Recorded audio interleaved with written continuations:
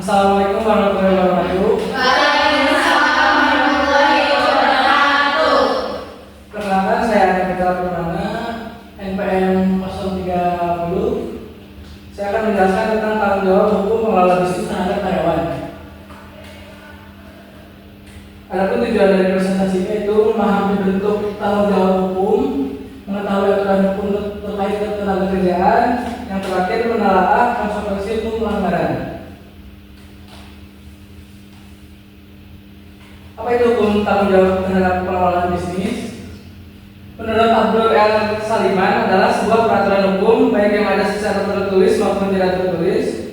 Peraturan tersebut digunakan untuk mengatur hak serta kewajiban atas perjanjian dan juga perikatan pada sebuah praktek bisnis.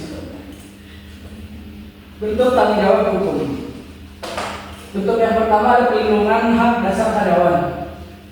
Contohnya, pembayaran upah sesuai dengan kesepakatan kontrak kerja dan peraturan minimum upah yang berlaku. Yang kedua, mengatur jam kerja dan lembur sesuai undang-undang. Yang ketiga, memberikan hak cuti tahunan, cuti sakit, dan waktu istirahat yang layak. Selanjutnya, contohnya lingkungan kerja yang aman dan sehat. Yang pertama adalah mematuhi standar keselamatan dan kesehatan kerja, lalu melindungi karyawan dari risiko bahaya di tempat kerja seperti kecelakaan kerja. Selanjutnya, memberikan perlakuan yang adil, contohnya seperti tidak melakukan diskriminasi berdasarkan ras, agama, jenis kelamin, usia, atau faktor lainnya. Yang kedua, menegakkan prinsip non-diskriminasi dalam rekrutmen, promosi, dan pemberian upah. Lalu memberikan jaminan sosial dan kesejahteraan. Contohnya mendaftarkan karyawan ke program jaminan sosial seperti BPJS Ketenagakerjaan dan BPJS Kesehatan. Lalu memberikan tunjangan lain yang telah disepakati seperti pensiun atau tunjangan kesehatan tambahan. Yaitu kontrak kerja yang adil. Mengelola hubungan kerja dengan karyawan melalui kontrak kerja yang sah, jelas, dan mematuhi peraturan ketenagakerjaan. Yang kedua, memastikan kontrak kerja mencakup hak dan kewajiban kedua belah pihak. Lalu penyelesaian konflik kerja.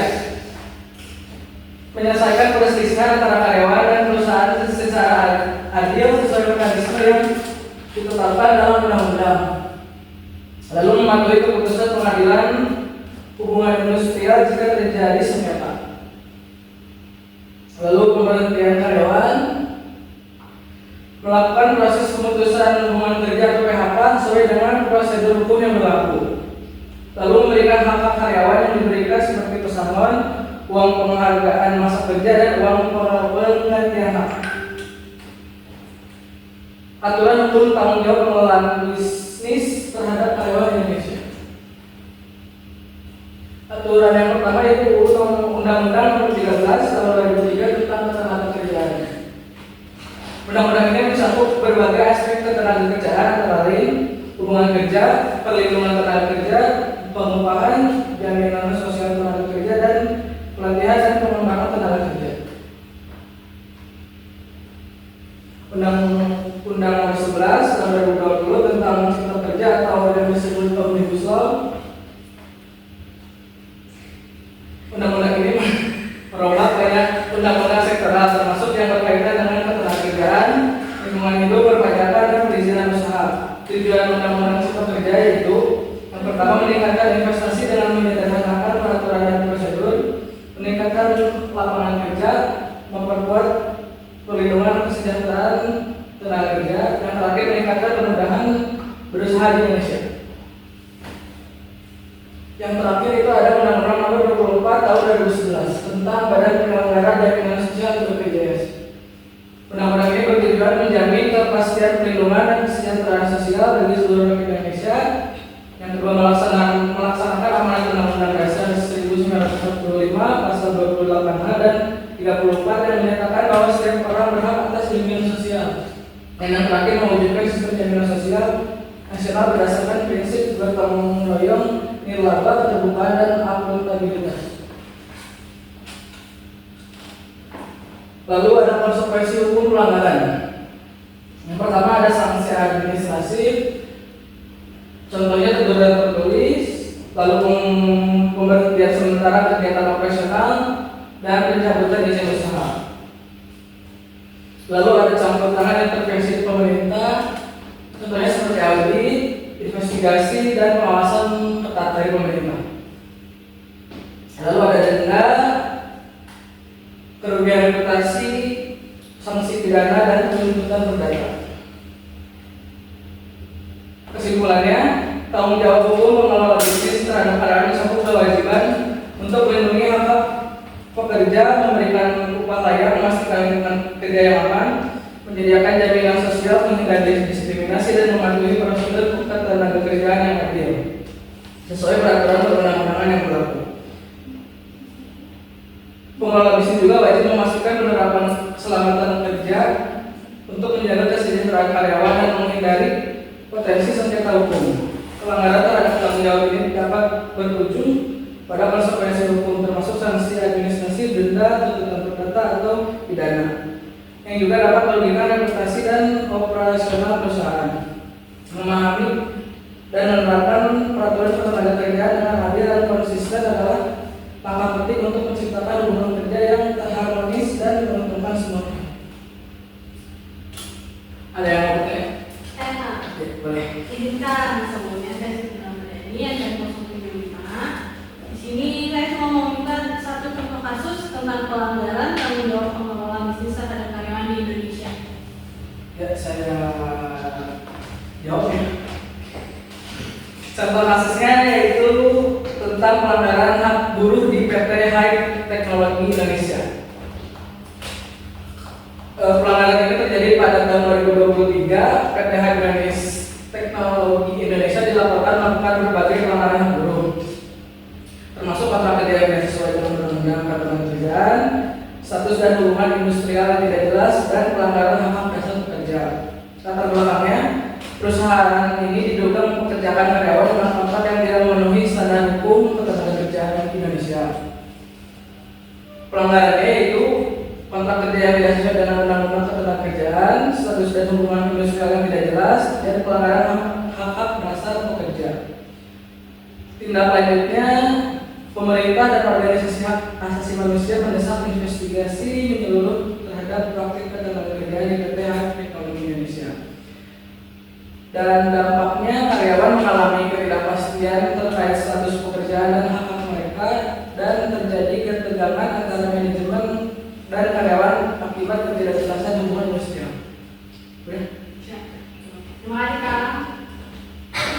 Untuk presentasinya, assalamualaikum warahmatullahi wabarakatuh. Waalaikumsalam. Assalamualaikum warahmatullahi wabarakatuh. Waalaikumsalam warahmatullahi wabarakatuh. Saya Gina Antara Manegara Priadi, SPM 050 dari Manajemen Bisnis. Saya akan mempresentasikan tentang tanggung jawab hukum pengelola bisnis terhadap karyawan. Bentuk tanggung jawab hukum pengelola bisnis terhadap pemenuhan hak-hak karyawan sesuai dengan peraturan perundang-undangan yang berlaku. Hukum tanggung jawab terhadap pengelola bisnis merujuk pada aturan hukum yang mengatur kewajiban dan tanggung jawab individu atau badan hukum seperti perusahaan dalam menjalankan kegiatan bisnis mereka. Hukum ini bertujuan untuk memastikan bahwa pelaku usaha menjalankan bisnis secara etis, mematuhi peraturan, dan tidak merugikan pihak lain, baik itu karyawan, pelanggan, masyarakat, maupun lingkungan. Adapun elemen-elemen hukum tanggung jawab bisnis. Yang pertama, tanggung jawab kontrak, tanggung jawab perdata, tanggung jawab pidana, tanggung jawab sosial dan lingkungan, kepatuhan terhadap regulasi. Contoh penerapannya: kepatuhan pada hukum lingkungan. Perusahaan wajib mengelola limbah dengan benar untuk menghindari pencemaran. Adapun hak karyawan, perusahaan harus membayar upah sesuai dengan peraturan upah minimum yang berlaku. Dan perlindungan konsumen, perusahaan wajib memastikan produk yang dijual aman untuk digunakan konsumen. Tanggung jawab pengelola bisnis terhadap karyawan melibatkan berbagai aspek yang berkaitan dengan hak-hak dan kewajiban sesuai undang-undang ketenaga kerjaan yang berlaku. berlaku di suatu negara. Berikut adalah beberapa poin yang biasanya menjadi tanggung jawab hukum pengelola bisnis terhadap karyawan. Yang pertama, ada perlindungan hak dasar karyawan. Yang kedua, lingkungan kerja yang aman dan sehat. Ketiga, perlakuan yang adil. Yang keempat, jaminan sosial dan kesejahteraan. 5, kontrak kerja. 6, penyelesaian sengketa kerja. 7, pemberhentian karyawan. Ada pula beberapa faktor utama yang melatar belakangi tanggung jawab ini adalah yang pertama, perlindungan hak asasi manusia, keberimbangan dalam hubungan industrial, peningkatan produktivitas dan loyalitas karyawan, mencegah konflik dan sengketa ketenagakerjaan, komitmen pada prinsip keadilan sosial, yang keenam, kepatuhan terhadap standar global, yang ketujuh, dampak sosial dalam ekonomi. Kewajiban hukum yang harus dipenuhi oleh pengelola bisnis dalam melindungi keselamatan dan kesehatan kerja karyawan. Pada kewajiban hukum terkait keselamatan dan kesehatan kerja di sini dapat disebut dengan K3. Ada beberapa hal yang harus dipenuhi oleh seorang pengelola bisnis, yaitu yang pertama, menyediakan tempat kerja yang aman. Yang kedua, kepatuhan terhadap standar K3. Yang ketiga, memberikan alat perlindungan diri atau APD. Yang keempat, pelatihan dan edukasi K3. Yang kelima, penyelenggaraan sistem manajemen K3 atau SMK3. Yang keenam, pengawasan dan audit K3. Yang ketujuh, pelaporan dan investigasi kecelakaan kerja. Yang kedelapan, ada asuransi tenaga kerja. Kewajiban pengusaha atau pengurus terhadap penerapan K3 di tempat kerja tertuang dalam Undang-Undang Nomor 1 Tahun 1970 tentang Keselamatan Kerja pasal 14, yang mana terdapat 3 kewajiban pengusaha atau pengurus terhadap penerapan K3, antara lain yang pertama, menulis dan memasang semua syarat-syarat keselamatan kerja yang diwajibkan pada tempat-tempat yang mudah dilihat dan terbaca oleh pegawai. Terus yang kedua adalah memasang semua gambar keselamatan kerja yang diwajibkan dan semua bahan pembinaan lainnya pada tempat-tempat yang mudah dilihat, terbaca menurut petunjuk pegawai pengawas atau ahli K3 di tempat kerja yang dipimpinnya. Terus ada yang ketiga, menyediakan APD yang diwajibkan pada tenaga kerja yang dipimpin maupun orang lain yang memasuki tempat kerja. Namun dalam Undang-Undang Nomor 1 Tahun 1970 tentang Keselamatan Kerja pasal 12, di mana terdapat 5 kewajiban utama tenaga kerja dalam penerapan K3 di tempat kerja, antara lain memberi keterangan yang benar apabila diminta pegawai pengawas atau keselamatan kerja. Yang kedua, menggunakan APD yang diwajibkan. Yang ketiga, memenuhi dan menaati semua syarat-syarat K3 yang diwajibkan. Yang keempat, meminta pada pengurus agar dilaksanakan semua syarat-syarat K3 yang diwajibkan.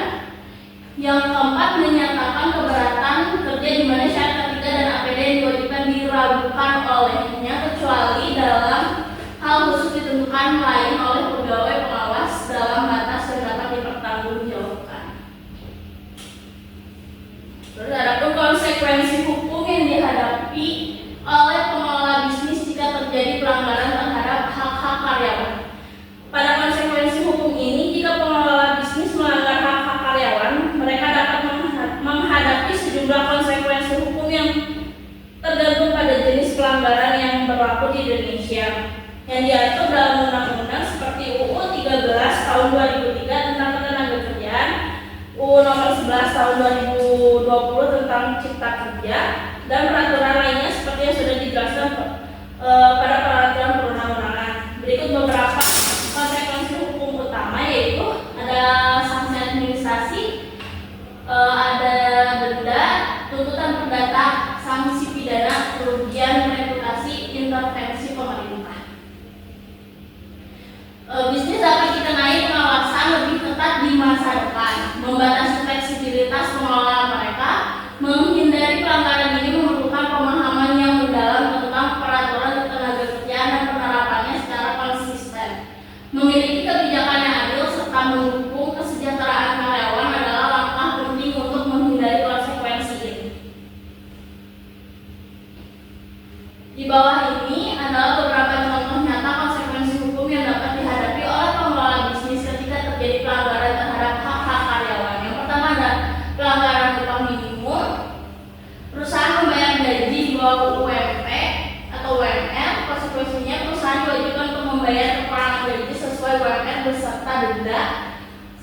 tambahan berupa pidana kurungan maksimal 4 tahun atau denda hingga 400 juta. Terus ada pemutusan hubungan kerja atau PHK sepihak. Pengusaha melakukan PHK tanpa memberikan pesangon atau prosedur yang sesuai. Konsekuensinya karyawan dapat menggugat ke pengadilan hubungan industrial PHI. Pengadilan biasanya memerintahkan perusahaan membayar pesangon, uang penghargaan masa kerja, dan kompensasi lain sesuai UU Tenaga Kerjaan. Next. Yang ketiga ada pelanggaran kesehatan dan keselamatan kerja level 3. Kasusnya tidak menyediakan APD sehingga karyawan mengalami kecelakaan kerja. Konsekuensinya perusahaan dikenakan sanksi pidana hingga 5 tahun penjara atau denda maksimal 500 juta sesuai dengan UU Nomor 1 Tahun 1970. Yang keempat ada pelanggaran hak cuti atau lembur. Perusahaan tidak memberikan cuti sesuai hak atau tidak membayar lembur kepada karyawan. Konsekuensinya perusahaan diwajibkan membayar hak cuti atau lembur beserta bunga atas keterlambatan pembayaran. Jika pelanggaran berulang, perusahaan dapat dikenai denda tambahan. Diskriminasi dan atau pelecehan di tempat kerja. Kasusnya seorang karyawan perempuan mengajukan gugatan atas pelecehan verbal oleh manajernya yang tidak ditindaklanjuti oleh perusahaan. Konsekuensinya perusahaan dikenai denda atas kelalaian menciptakan lingkungan kerja yang aman. Yang keenam ada tidak mendaftarkan karyawan ke BPJS.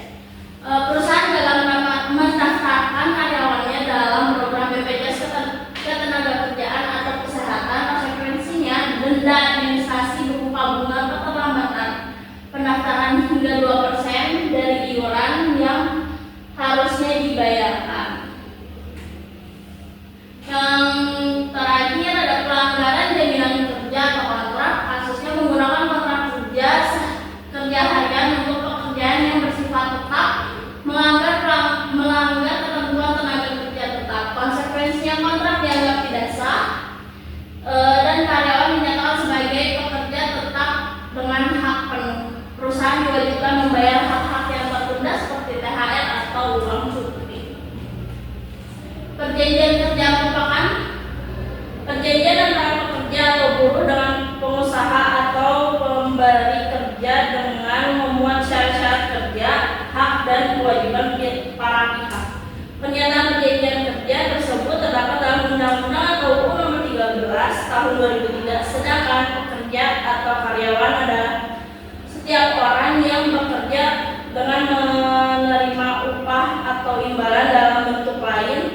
Pengaturan hukum ketenagakerjaan di Indonesia juga diatur dalam UU Nomor 13 Tahun 2003 tentang ketenagakerjaan, termasuk di dalamnya mengatur apabila terjadi pelanggaran terhadap undang-undang ini seperti pelanggaran hukum lain. Pelanggaran dalam hukum ketenagakerjaan tidak lepas dari sanksi atau hukuman. Pelanggaran dalam hukum ketenagakerjaan terbagi ke dalam beberapa administrasi dan pelanggaran pidana. Kesimpulannya, tanggung jawab hukum pengelola bisnis terhadap karyawan adalah suatu kewajiban hukum yang lahir dari kebutuhan dan harus dipenuhi oleh pengelola bisnis atau pemilik bisnis untuk melindungi hak-hak pekerja serta dapat memberikan kesejahteraan bagi karyawan dan memastikan adanya hubungan kerja yang adil dan harmonis antara pengusaha dan pekerja sebagaimana diatur oleh Undang-Undang Ketenagakerjaan. Sekian presentasi dari saya. Ada yang mau bertanya?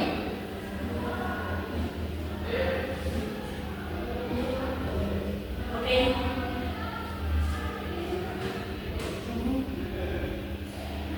Izin bertanya, apa maksud dalam perlindungan hak dasar karyawan? Oke. Saya akan menjawab pertanyaannya. Perlindungan hak karyawan adalah upaya untuk memastikan bahwa pekerja atau karyawan mendapatkan hak-hak mereka sesuai dengan peraturan dan undang-undang yang berlaku. Perlindungan ini mencakup berbagai aspek yang berkaitan dengan kondisi kerja, hak-hak finansial, kesejahteraan, dan perlindungan hukum. Perlindungan hak karyawan adalah bagian penting dari hubungan kerja yang sehat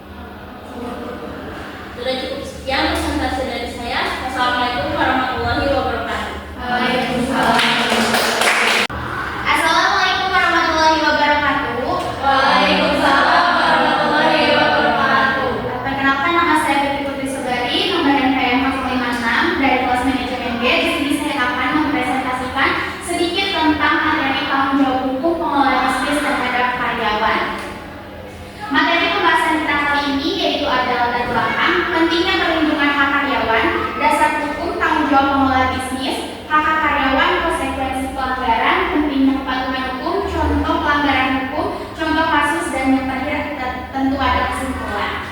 Tujuan pembahasan kita kali ini yaitu agar dapat memahami tanggung jawab hukum pengelola bisnis terhadap karyawan, agar dapat memahami dan mengidentifikasi hak karyawan yang dilindungi oleh Undang-Undang Dasar.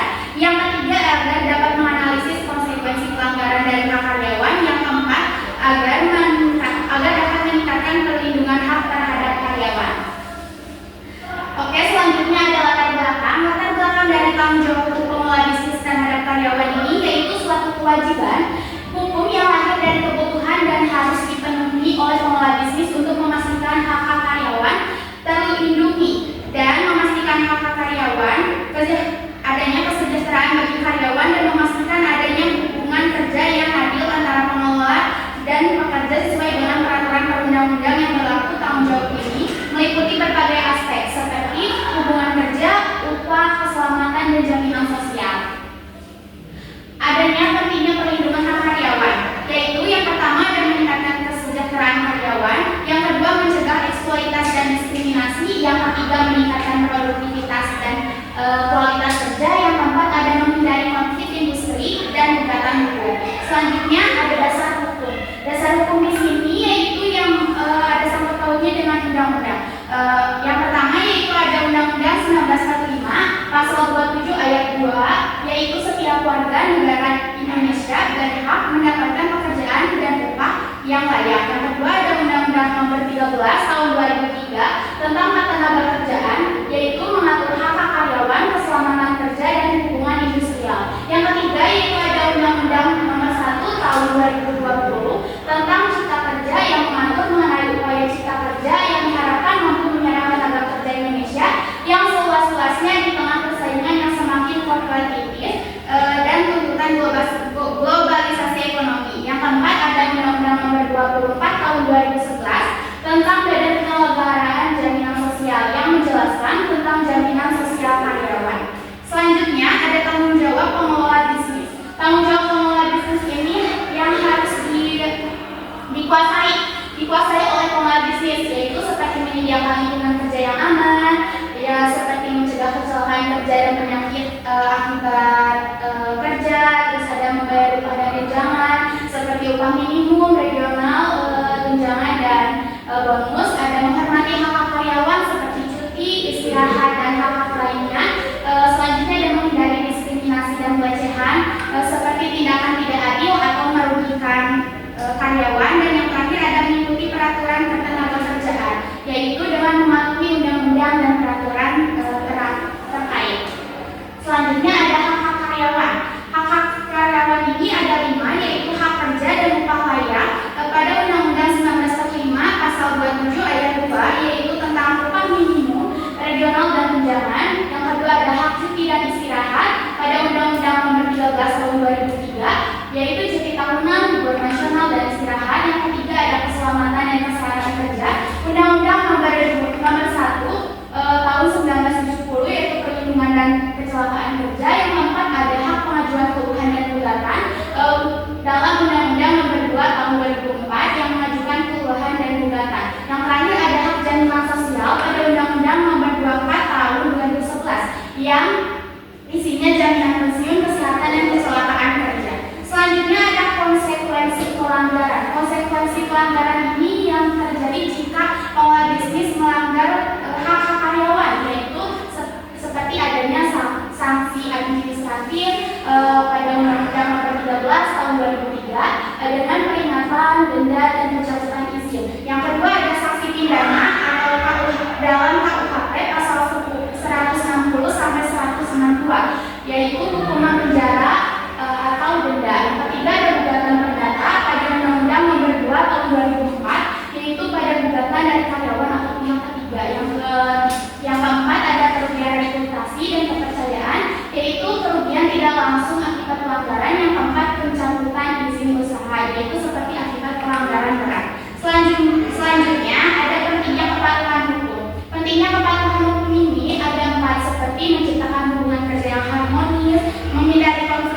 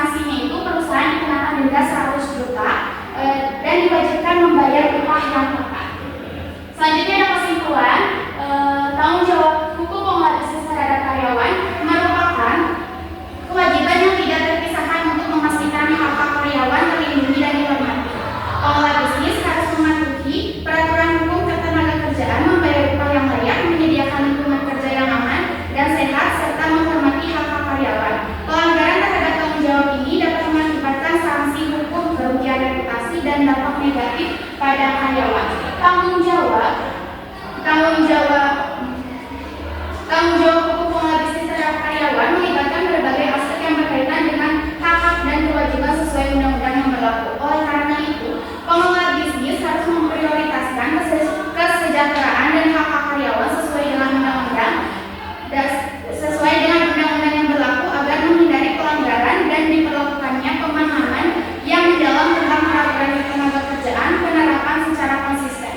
Karena jika perusahaan memiliki kebijakan yang adil serta mendukung kesejahteraan terhadap karyawan adalah langkah penting untuk menghindari konsekuensi ini dan dapat melindungi pengelola bisnis dari potensi sengketa hukum yang dapat merugikan reputasi dan operasional perusahaan sehingga tidak merugikan siapapun baik itu ke perusahaannya maupun terhadap karyawannya.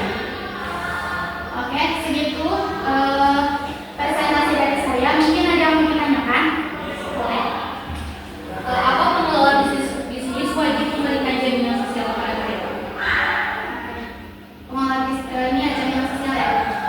Jadi pengelola bisnis itu wajib memberikan jaminan sosial kepada karyawannya. Kenapa? Karena pengelola bisnis itu tuh diatur oleh undang-undang negara.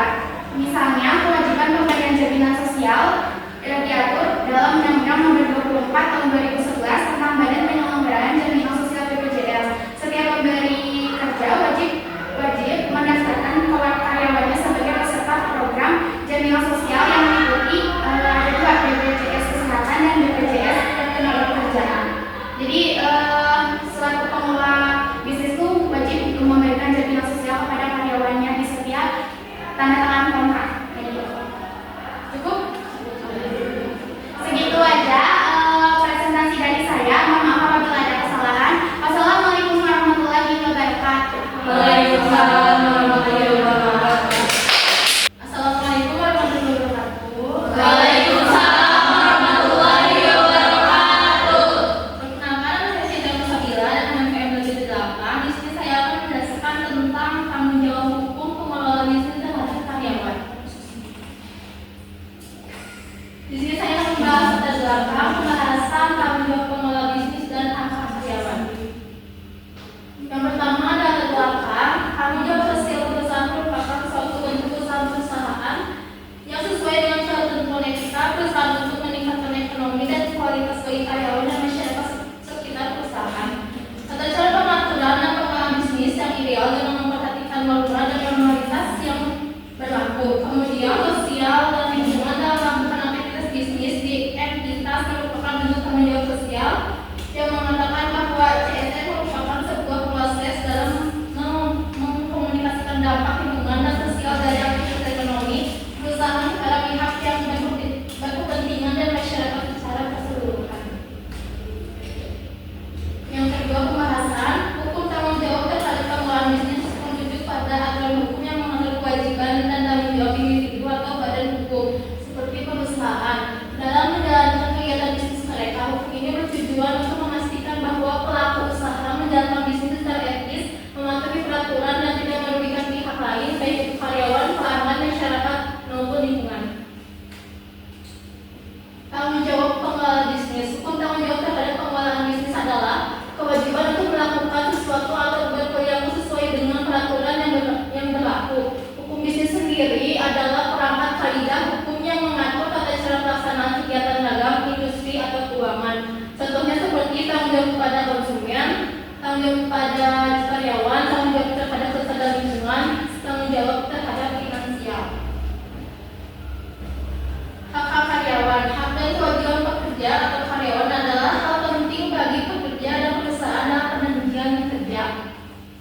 Perjanjian kerja adalah perjanjian antara pekerja atau karyawan dengan pengusaha atau pemberi kerja yang wajib mencantumkan hak dan kewajiban karyawannya. Sedangkan pekerja atau karyawan adalah setiap orang yang bekerja dengan menerima upah atau imbalan dalam bentuk lain. Penting bagi karyawan mengetahui hak-haknya sebagai pekerja. Undang-undang dalam hak-hak karyawan. Hak karyawan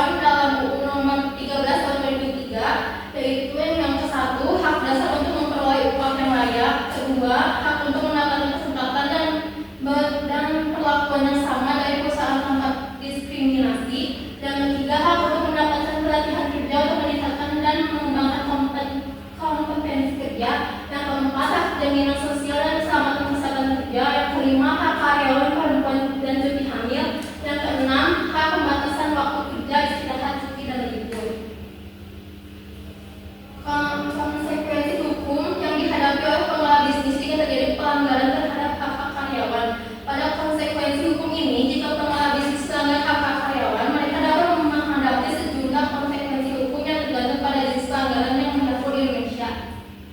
Konsekuensi hukum ini dapat dalam berbagai undang-undang seperti UU No 13 Tahun 2003 tentang ketenagakerjaan, UU No 11 Tahun 2020 tentang Cipta Kerja, dan peraturan lainnya seperti yang sudah dijelaskan pada peraturan perundang-undangan yang berlaku.